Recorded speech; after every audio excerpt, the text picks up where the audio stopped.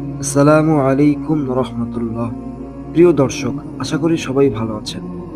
আজ আমরা আলোচনা করব কি দেখে কুরবানির গরু কেনা দরকার। অনেকেই গরু কিনতে গিয়ে শুধু দাম আর সাইজ দেখেন, কিন্তু ইসলাম কি বলে? কুরবানি মানে শুধু গরু জবাই করা না, এটা আল্লাহর সন্তুষ্টির জন্য ত্যাগের প্রতীক। কুরআনে বলা হয়েছে, আল্লাহর নিকট তাদের গোশত বা রক্ত পৌঁছে না, বরং পৌঁছে তাদের তাকওয়া। তাই গরু কেনার সময় প্রথমে নিয়ত ঠিক করা দরকার, আমি আল্লাহর জন্য কুরবানি দিচ্ছি। রাসূলুল্লাহ সাল্লাল্লাহু আলাইহি ওয়াসাল্লাম বলেছেন, ৪ ধরনের দোষযুক্ত পশু দ্বারা কুরবানি বৈধ নয়।